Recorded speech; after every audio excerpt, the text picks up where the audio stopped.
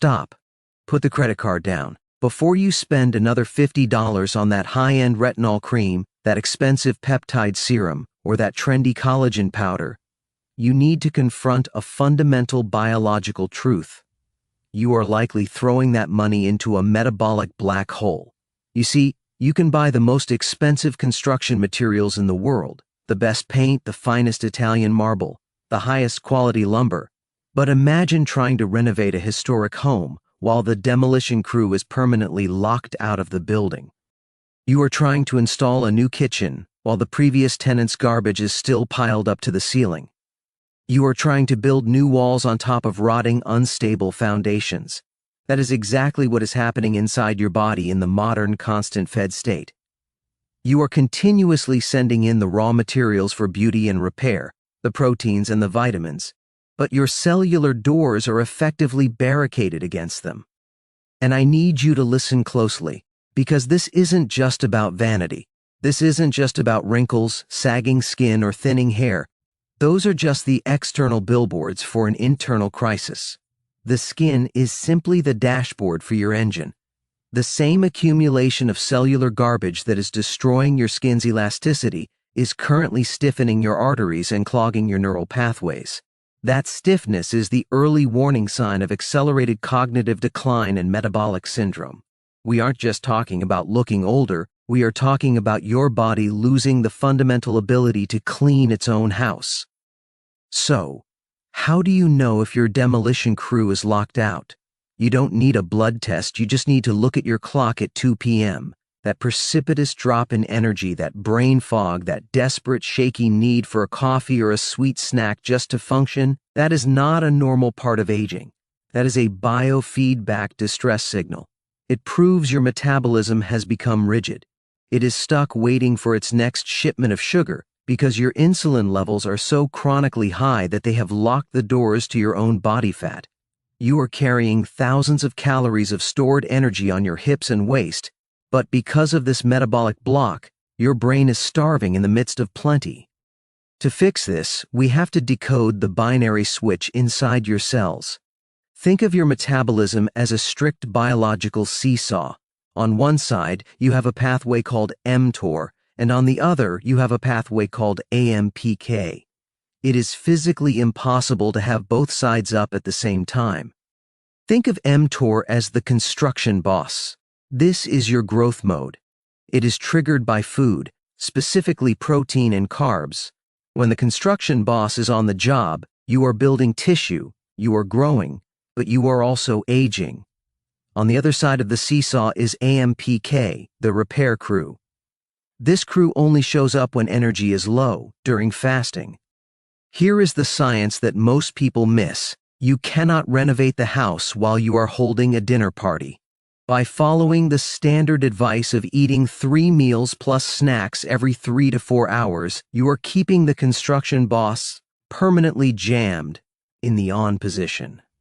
This means the deep cleaning process known as autophagy, literally self-eating, where your cells recycle their own junk, never actually begins. Let me give you a visual that will change how you see your bloodstream. Imagine your blood vessels are the streets of a dense, busy city. When you are in the fed state, it is rush hour. The streets are gridlocked with delivery trucks, that is your insulin and glucose, rushing to make deliveries to your cells. Because the traffic is bumper to bumper, the street sweepers and the road repair crews simply cannot enter the city. They are stuck on the outskirts, waiting for a break in traffic that never comes. As a result, trash piles up on the sidewalks, that is cellular debris and misfolded proteins, and potholes expand in the road, that is mitochondrial damage. The city looks busy, but structurally it is crumbling because the road is never empty. Now contrast that with a fasted state. This is the night shift. The traffic finally clears. The delivery trucks go home. In that silence, the night shift crews, your autophagosomes, finally emerge. But they don't just sweep the trash, they are recyclers. They scour the city for damaged cells and old proteins, break them down, and turn them into new raw materials. They pave over the cracks in the road. Without this quiet period, the city eventually becomes a functional slum. This is why the low-fat diet trend of the 90s was such a disaster for our metabolic health. We were told to avoid fat, which is slow-burning and satiating. We replaced it with low-fat products packed with sugar and fillers. That sugar acts like a fleet of high-speed delivery trucks, causing massive insulin spikes and crashes, forcing you to eat again 2 hours later. So even though you thought you were being healthy, you were creating a permanent, 24/7 traffic jam in your bloodstream, actively blocking the very repair mechanism you were trying to activate. So, how do we turn this high-level science into a practical Monday morning schedule? The guiding principle here is what I call demolition, then reconstruction. You need to rhythmically cycle between clearing the waste and rebuilding the tissue. Doing one without the other is a recipe for disaster. If you only fast, you starve and wither. If you only feast, you accumulate junk and age faster. You need the rhythm. Here are the 3 specific steps to master this cycle. First, we need to bridge the gap. If the idea of going 16 hours without food sounds impossible because of that 2 p.m. crash we talked about, you are going to use a specific tool called a dirty fast. You are going to add 1 teaspoon of C8 MCT oil to your black coffee in the morning. Note that I said C8, caprylic acid, not just generic coconut oil. This specific medium-chain fat is unique because it completely bypasses your normal digestion. It acts like a ghost car. It goes straight to the liver and is immediately converted into ketones. This fuels your brain and cuts your hunger, but crucially, it does not spike your insulin. It keeps the repair crew on the job while giving your brain the high-octane fuel it needs to function without the sugar crash. Second, we need to protect your assets during the demolition phase. One of the biggest complaints I hear is, I started fasting and my hair started shedding. This happens because when you liberate stored fat, you release free fatty acids, which can cause temporary oxidative stress on your stem cells. We need a shield. Your first meal, the meal that breaks your fast, must include vitamin E. I want you to reach for almonds, sunflower seeds, or half an avocado. Think of vitamin E as the bodyguard for your stem cells. It shields them from that temporary stress, ensuring that you get the fat-burning benefits without the burnout signals that lead to hair loss or skin dullness. Third, and this is the most critical part, is the collagen refeed. When you finally break that fast, your body is screaming for raw materials.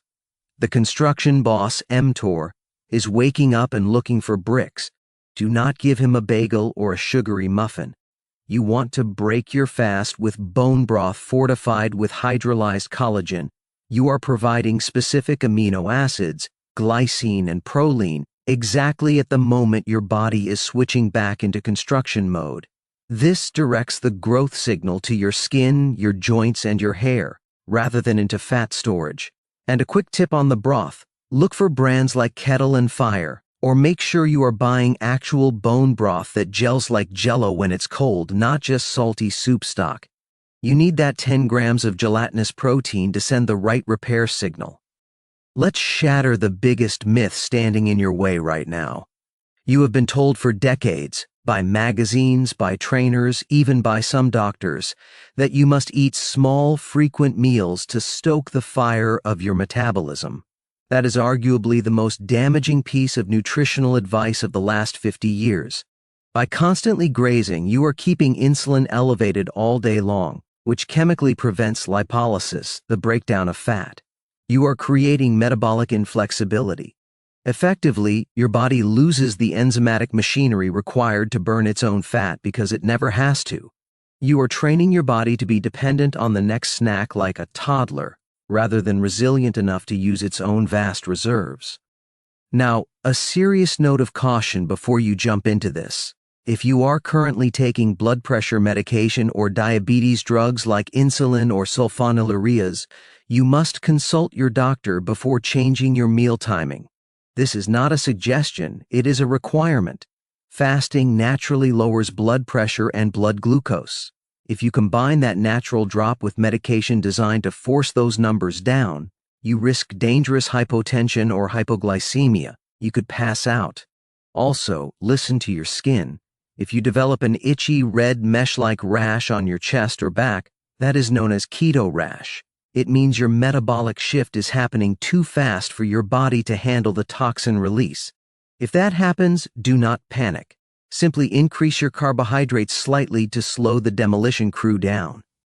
Ultimately, I want you to realize that you are not a victim of your genetics, and you are not a victim of aging. You are the architect. Your DNA provides the blueprints, and your stem cells are the construction crew. They have just been waiting for you to clear the job site and deliver the right materials. So, here is your one thing challenge to prove it to yourself. For the next 24 hours, I don't want you to overhaul your diet. I don't want you to throw out everything in your fridge. I just want you to push your breakfast back by 60 minutes. That's it. You will feel a wave of hunger rise at your normal eating time. I want you to sit with it, drink some water, and watch it pass. That feeling isn't starvation, that is the feeling of your body unlocking the pantry door to its own fat stores. If this video decoded the science for you, please click like so this information reaches more people who are stuck in the sugar trap. And I want to know how you are starting your renovation. Comment below, what is the one refeed food you are adding to your grocery list this week? Is it the bone broth or the avocado? Let's build our shopping list together. I'll see you in the comments.